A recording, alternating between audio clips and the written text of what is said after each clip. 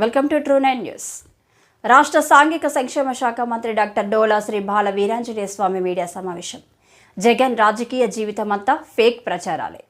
తన మనుషులంటూ చెప్పుకునే వాలంటీర్లతో వెట్టి చాకిరీ చేయించుకున్న జగన్ 2023 ఆగస్టు నుంచి వారిని రెన్యువల్ చేయలేదు. ఎన్నికల సమయంలో వాలంటీర్ల చేత బలవంతపు రాజీనామాలు చేయించారు. వాలంటీర్లకు మేం మంచి చేద్దామనుకున్న జగన్ చేసిన ఆకృత్యాలు అడ్డుపడుతున్నాయి.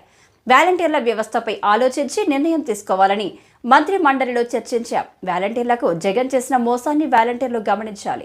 సచివాలయ ఉద్యోగులు వాలంటీర్లకు సాక్షి పత్రిక కొనుగోలుకు 2 ఏళ్లలో 205 కోట్ల ప్రజాధనం దుర్వినియోగం చేశారు.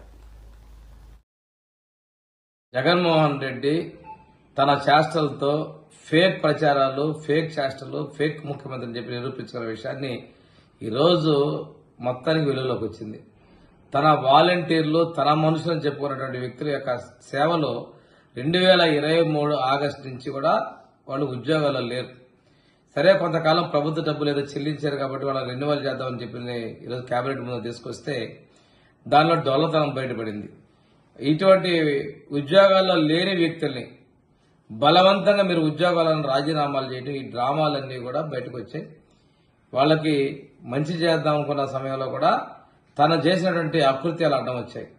ఈరోజు కేబినెట్ లో అందరూ కూడా, మంత్రులు కూడా దీని విషయంలో ఆలోచించి నిర్ణయం తీసుకుందాం అని చెప్పి చెప్పడం జరిగింది.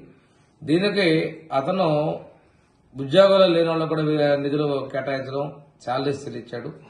తర్వాత వాళ్ళ కార్యకర్తలు, నాయకులు పోటీపడి ఎన్నికల్లో పోటీ చేసేవాళ్ళు, మేము ఎన్నికల సమయంలో కూడా జీతాలు మేమే ఇస్తామని చెప్పేసి వాలంటీర్లకు తాయిలాలు అందించారు.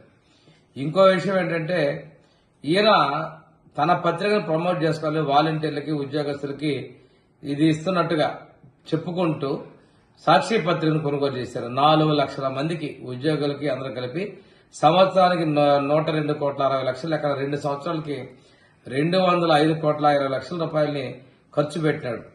ఇది ప్రజాధనాన్ని దుర్వినియోగం చేయటం, ప్రజాధనాన్ని దొడ్డిదారిన తన యొక్క సంస్థలకు మళ్లించుకున్నటువంటి చేసింది. దీని విషయంలో కూడా ప్రజలు ఆలోచించాలి. ప్రజాధనాన్ని ఒక అసమర్థుడు ఎంత దారుణంగా మోసం చేసిన విషయాన్ని కూడా తెలియజేసుకుంటూ, ఈ విషయాలన్నింటినీ కూడా ఆయన వాలంటీర్గా ఉన్నటువంటి ఆయన మనుషులను చెప్పుకున్నటువంటి